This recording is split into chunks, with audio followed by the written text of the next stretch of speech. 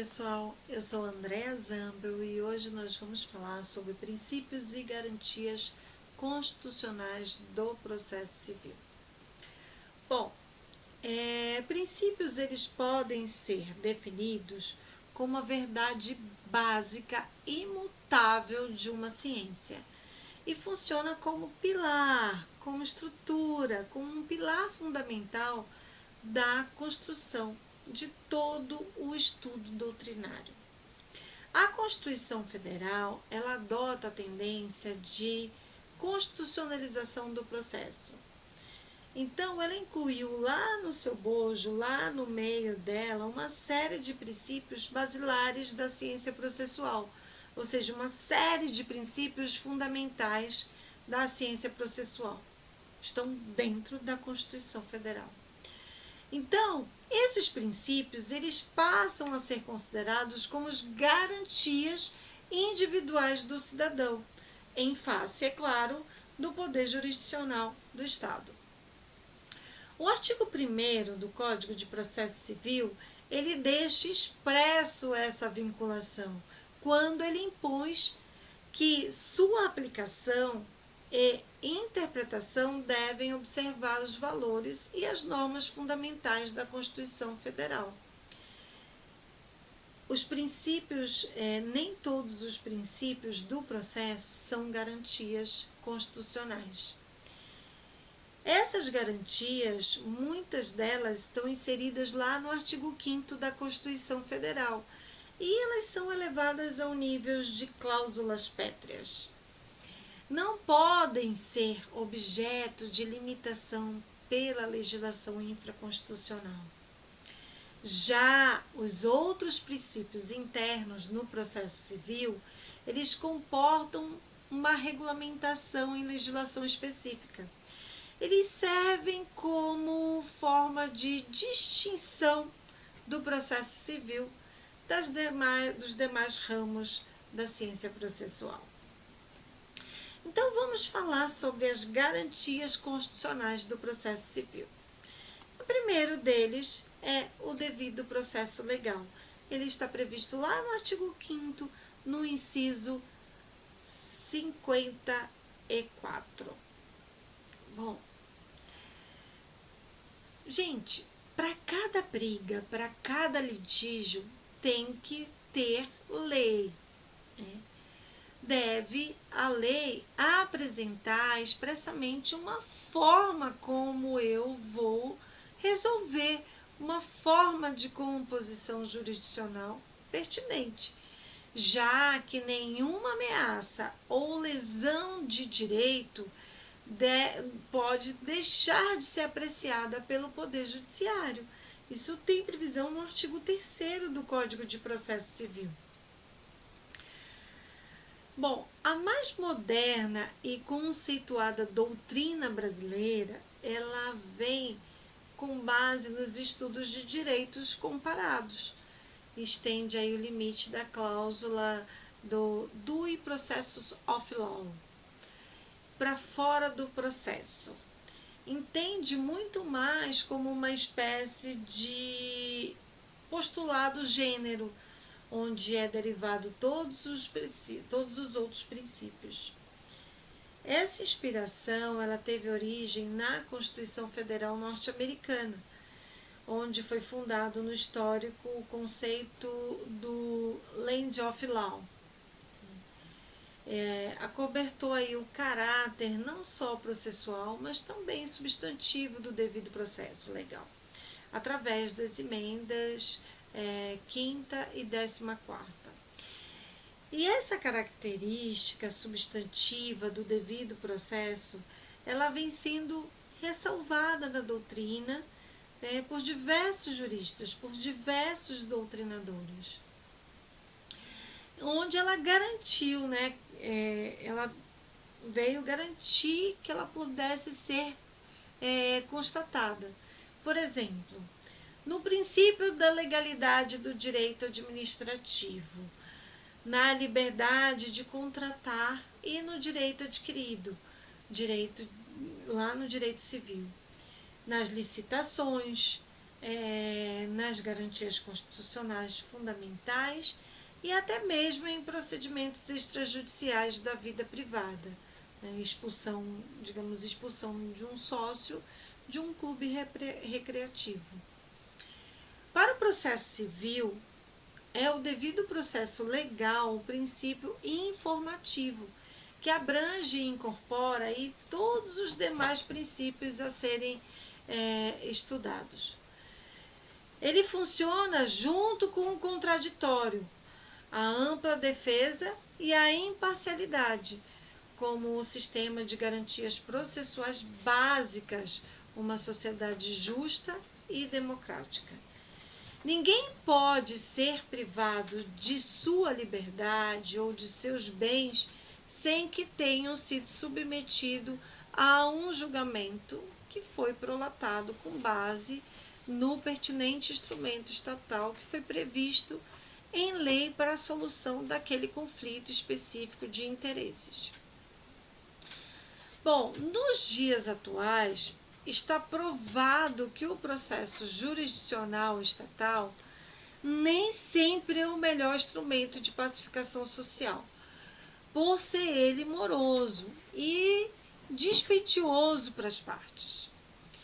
Diante disso, os parágrafos de 1 a 3 do artigo 3º do Código de Processo Civil, ele impõe às partes e ao Estado o dever de buscar, mesmo no curso do processo judicial, a solução consensual dos conflitos, através de como?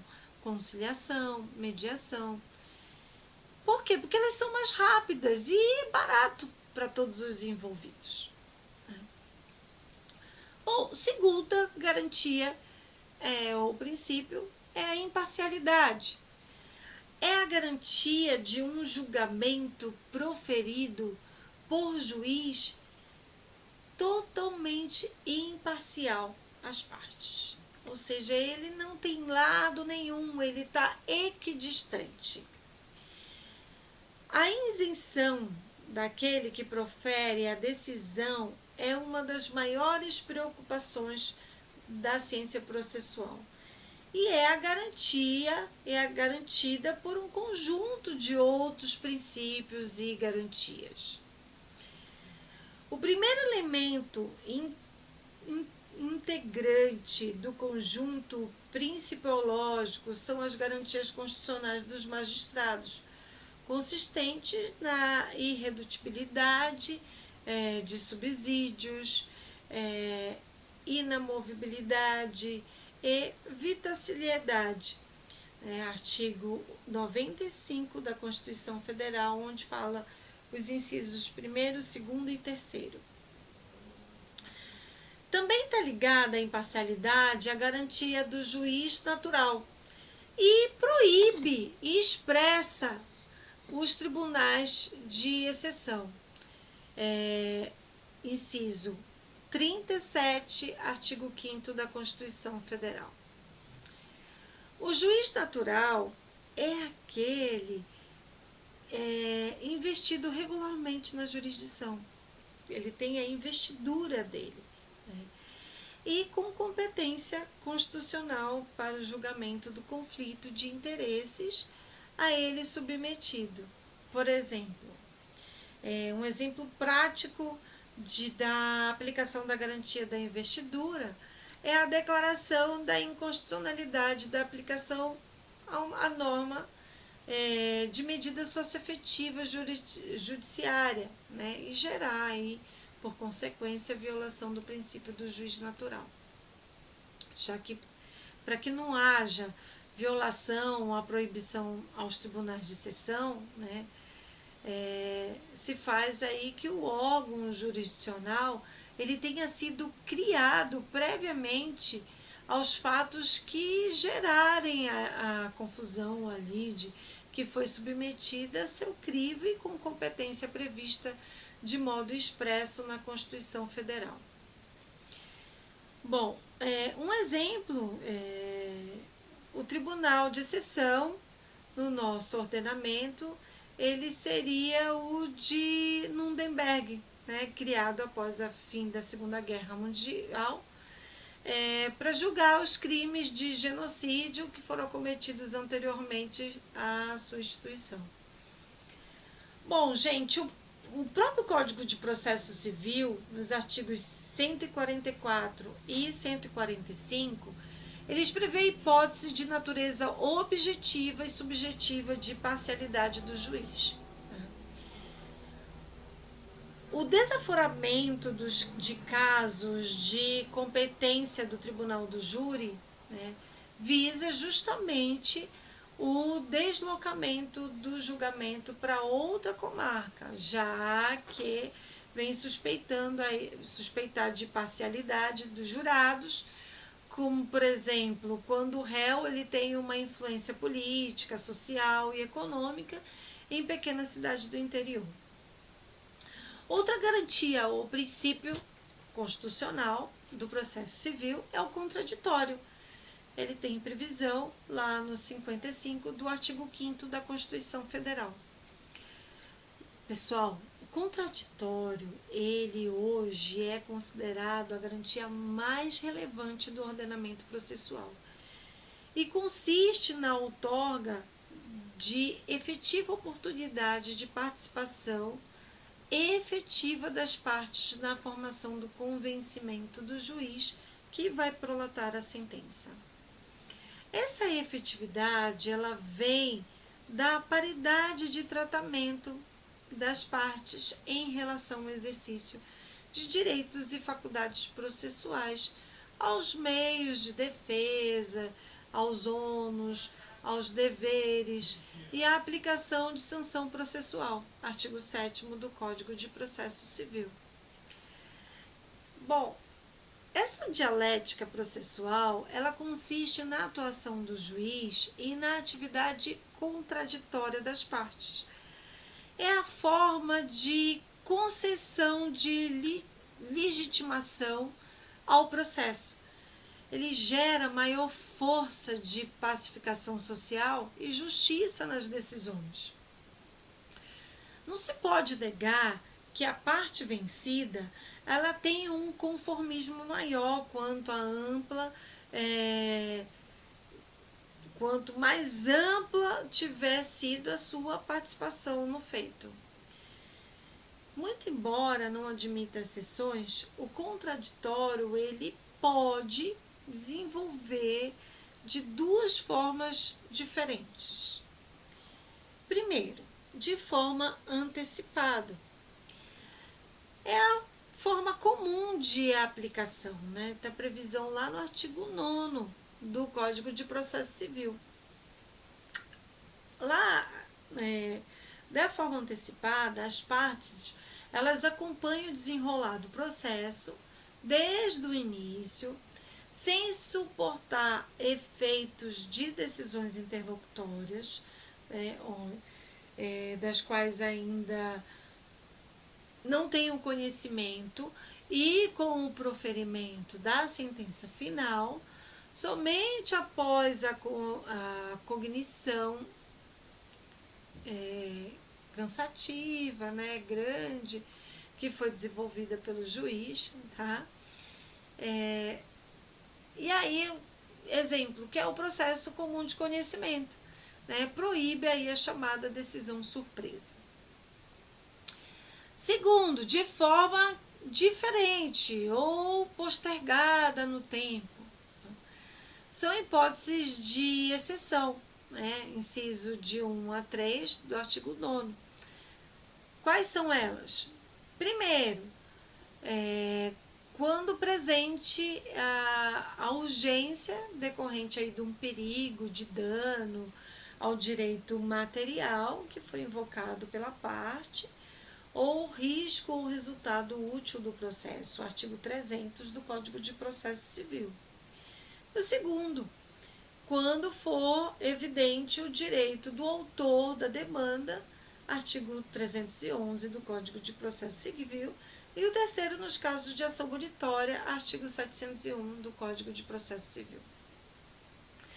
Nas tutelas de urgência, é necessário, como regra geral, que o procedimento que o provimento que foi concebido, né, ele tenha características de revisibilidade real, que é claro que consiste no retorno das partes à exata situação fática jurídica existente antes da concessão da medida. Caso não seja possível, ao menos deve aí garantir que a parte que suportou os efeitos da medida seja indenizada por perdas e danos. Artigo 300 do Código de Processo Civil, nos parágrafos 1º e 3º e também o 302. Nas tutelas de evidência, o direito do autor, ele está tal forma demonstrado que sequer existe a necessidade de demonstração do perigo do dano. O que se busca é inverter o ônus da demora do processo imposta ao autor. Nesses casos, entrega desde logo o bem da vida ao autor para que ele possa vir usufruir enquanto não foi solucionado a briga, o litígio, a lide, né, de forma definitiva. Isso tem previsão lá no artigo 311 dos incisos de 1 a 4. Na monitória, a prova pré-constituída, ela é apresentada pelo autor na inicial, né, autoriza a imediata expedição de ordem de pagamento. Então, não deixa de ser uma espécie de tutela de evidência. Bom, outra garantia, outro princípio, é a ampla defesa, que está lá no artigo 5º, inciso 55. A ampla defesa, ela consiste na possibilidade da utilização pelas partes de todos os meios e recursos legais que estão previstos para a defesa dos interesses dela e dos direitos que estão sendo postos em juízo.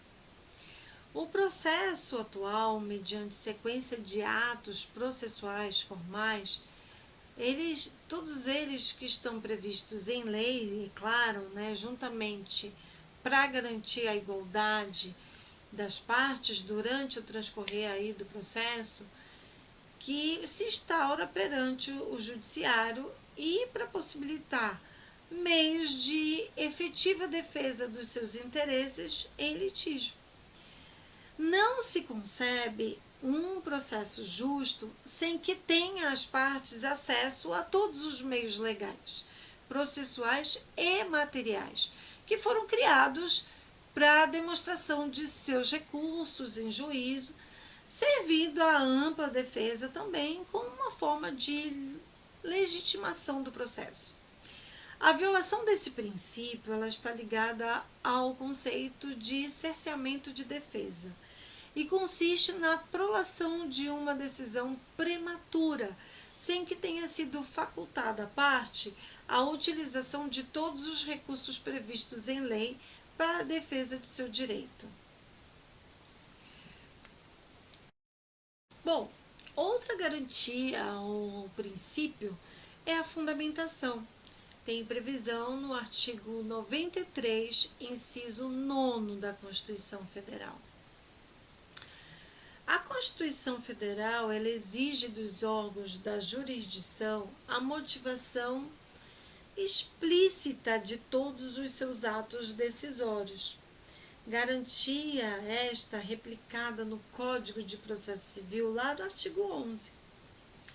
Essa garantia, ela assegura às partes o conhecimento das razões do convencimento do juiz e o porquê da conclusão exarada em sua decisão, outorgando ao seu ato maior força da pacificação social e possibilita a interposição de recursos pela parte vencida.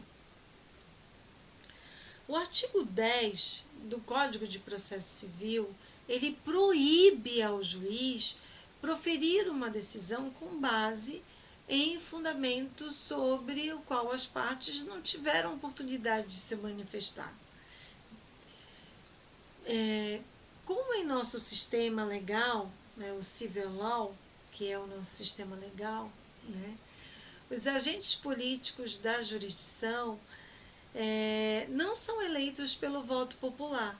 A demonstração do raciocínio lógico, jurídico a eles que foram impostos é forma de legitimação de sua função essencial ao Estado de Direito e ao conceito do devido processo legal.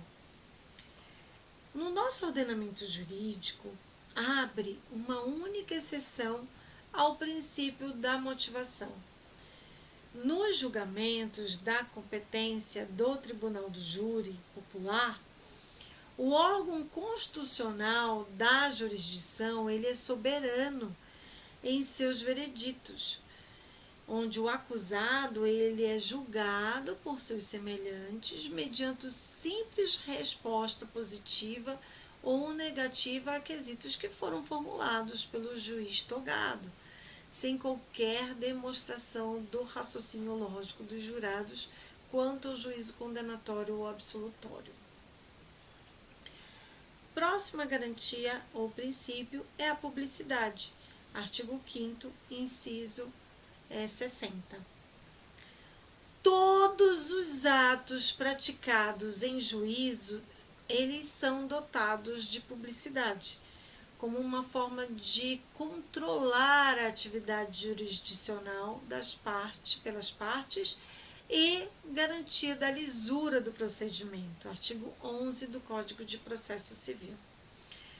O controle do andamento do processo pelas partes, seus procuradores e qualquer pessoa do povo é atualmente um requisito essencial para a validade do ordenamento processual. Afasta a suspeita que decorre de julgamentos secretos. Então, esse princípio ele não é absoluto. Ele pode ser restringido quando presente o interesse público ou social, que versem sobre os direitos de família, contenham dados protegidos de direito constitucional à intimidade e que versem sobre a arbitragem que contenha a cláusula de sigilo. Artigo 189 do Código de Processo Civil. Nos casos de segredo de justiça, pode ser limitada às partes e seus advogados, os defensores públicos e ao Ministério Público. Artigo 11, parágrafo único do Código de Processo Civil. Que são os casos de família, eles tramitam em segredo de justiça. Próxima garantia, próximo princípio da celeridade processual. Artigo 5º, inciso 78. Bom, gente, a celeridade processual ela é caracterizada por dois aspectos diferentes. A razoabilidade na duração do processo e a celeridade na tramitação do processo. Esse direito da parte abrange não só o direito de obter uma sentença de mérito em prazo razoável, como também a tutela satisfativa da execução, artigo 4º do Código de Processo Civil. É dever de todos os envolvidos do processo cooperar para que se obtenha uma decisão de mérito justa e efetiva, dentro de um prazo razoável, artigo 6º do Código de Processo Civil. A extensão e a eficácia dessa garantia, ela vem sendo definida lá no artigo 12 do Código de Processo Civil. Na busca da celeridade, os juízes e os tribunais atenderão preferencialmente a ordem cronológica de conclusão para a sentença ou acordo. A finalidade é garantir que o primeiro processo a ficar pronto para o julgamento seja o primeiro processo a ser decidido. A lista dos processos aptos a julgamento ele deve ser disponibilizada fisicamente no cartório e virtualmente no site dos tribunais, para conferência pelos interessados. A ordem estabelecida ela não se modifica quando apresentado o requerimento da parte, a não ser que haja reabertura da instrução ou conversão do julgamento em diligência. As exceções elas estão lá nos incisos de 1 a 9, no parágrafo 2º, tá? E elas estão ligadas às hipóteses de sentenças proferidas em audiência, em julgamentos repetitivos e preferenciais ou metas estabelecidas pelo Conselho Nacional de Justiça e dentre outras. Nos casos em que a sentença ou acordo ele tiver sido anulado e não houver necessidade de diligência ou reabertura da instrução, assumirá o processo o primeiro lugar da lista. Bom, vamos para o quarto, o duplo grau de jurisdição. Tá? Toda decisão ou sentença judicial ela está sujeita, como regra, a um reexame por instância superior provocado por recurso da parte que possivelmente se sentiu prejudicada com um ato judicial. Essa previsão ela visa prevenir o ordenamento das decisões injustas através da sua reanálise por juízes mais experientes, geralmente de maneira colegiada, que vai diminuindo assim a possibilidade de erro judiciário. Um ponto muito polêmico, ele desperta a colocação como uma das garantias constitucionais integrantes no devido processo legal, ou como mero princípio geral do processo civil, podendo, por consequência, sofrer limitações na legislação infraconstitucional. A discussão é mais forte no processo penal, diante da previsão do Pacto São José, onde o Brasil é signatário de que toda pessoa que é acusada de um delito, ela teria o direito de recorrer contra a sua condenação. A questão principal está em se analisar a constitucionalidade de algumas demandas serem julgadas em grau único por um órgão colegiado, como, por exemplo, as ações penais originárias do Supremo Tribunal Federal. Bom, gente, vamos falar agora sobre os princípios gerais internos do processo civil. Esses princípios internos, né, do ramo da ciência do processo civil, eles têm indicativos de sua diferenciação em relação aos outros princípios do direito processual. O primeiro deles é ação e disponibilidade. A jurisdição é inerte, proíbe o seu exercício de ofício. Deve ser sempre provocada pelas partes, salvo, é claro, as exceções legais, artigo 2º do Código de Processo Civil. No âmbito do processo civil, destinado normalmente à composição de interesses disponíveis e bens privados, temos que o ajuizamento e o prosseguimento da ação, eles passam pelo crivo discricionário do autor, né? Disponibilidade da ação civil. Esse princípio ele acaba por possibilitar, no curso do processo civil, a autocomposição das partes, renúncia, reconhecimento jurídico do pedido e a transação. A aplicação dos efeitos da revelia e a admissão da confissão como elemento de convencimento do juiz. O princípio da disponibilidade, ele não se aplica às ações civis públicas, que são ajuizadas na defesa dos interesses difusos e coletivos, interesses públicos primários, de natureza indisponível. É a chamada coletivização da justiça. Cada vez mais se afastando da inviável defesa individual do direito e se aproximando da defesa coletiva, menos onerosa e mais célere, única condizente com a necessidade de uma sociedade regida por relações jurídicas de massa. Bom,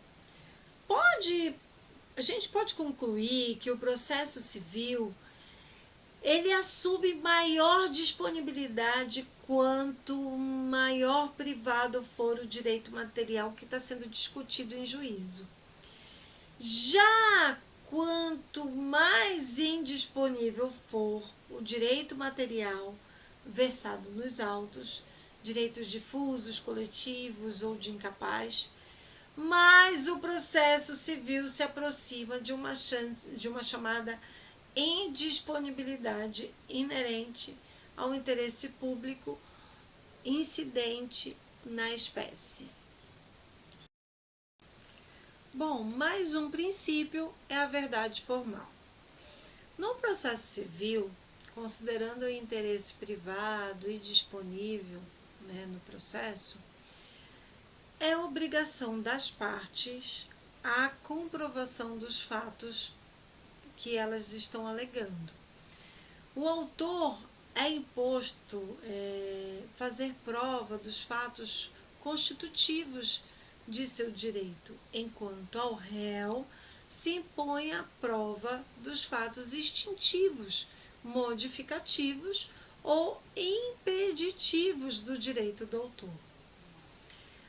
A passividade do juiz no processo civil ele vem sendo um objeto de críticas dos doutrinadores ante a necessidade de a jurisdição como meio de pacificação social, buscar a decisão verdadeiramente justa e não aquela que se contente apenas com a verdade formal constante dos autos. Essa necessidade, ela exigiria do magistrado uma posição mais ativa no processo, principalmente no que se refere à atividade probatória, suprindo eventual insuficiência da autuação da parte. Para alguns, esse ativismo do juiz no processo civil, ele se esbarra na sua necessária imparcialidade, que é a equidistância das partes, como nós já falamos. Essa eventual resistência à iniciativa probatória judicial será sempre menor quanto maior for a natureza indisponível ou pública do direito objeto da demanda, interesses difusos ou coletivos, matérias de ordem pública ou direito de incapazes.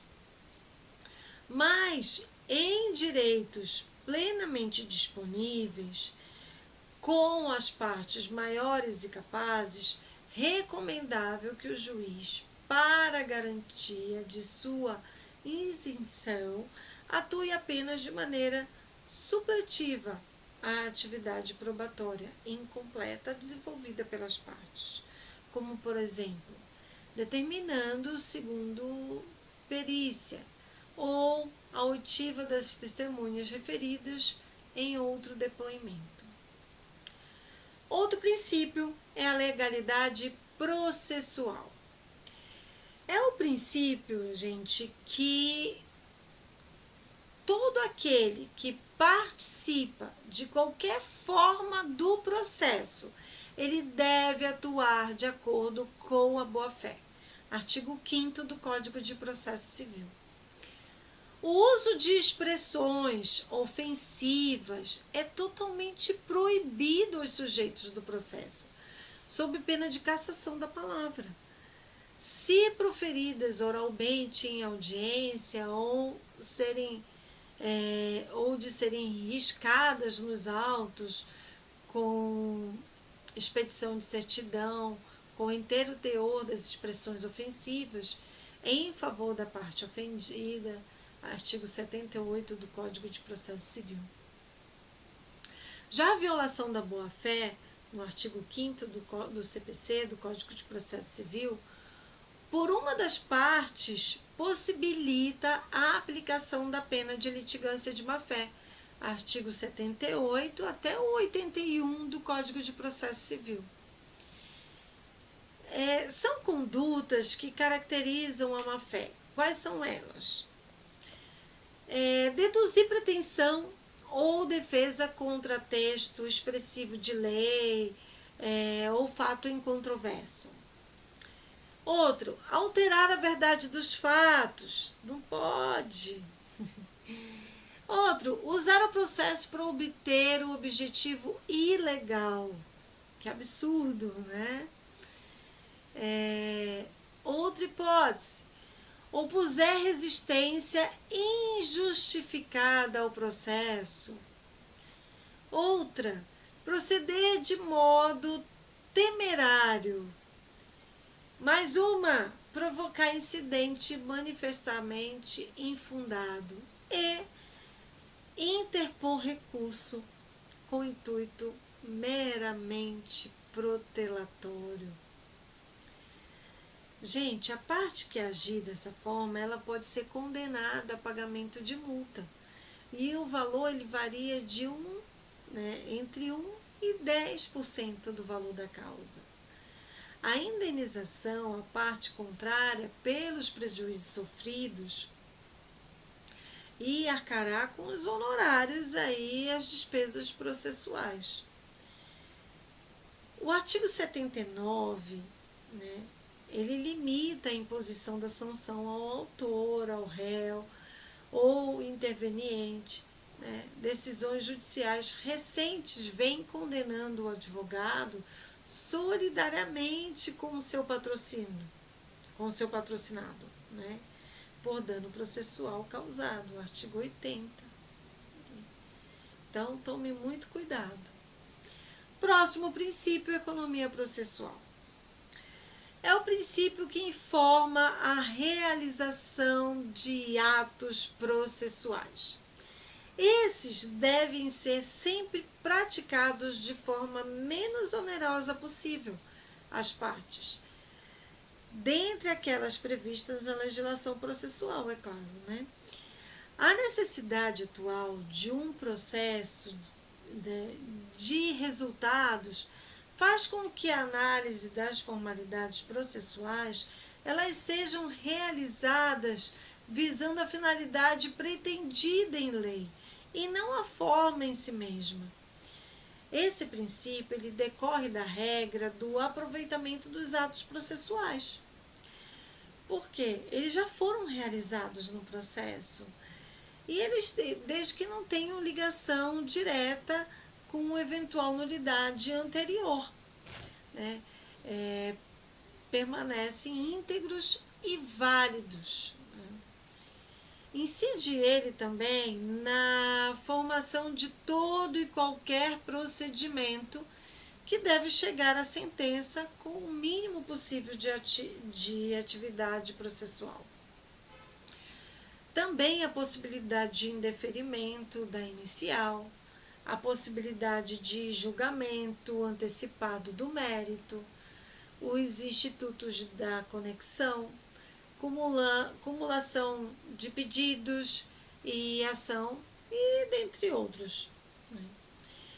Então, a economia processual, aplicada na interpretação dos institutos de litisconsórcio e da intervenção de terceiros.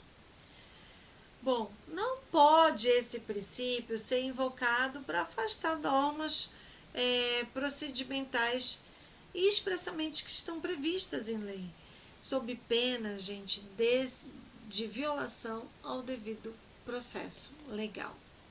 Espero que tenham gostado.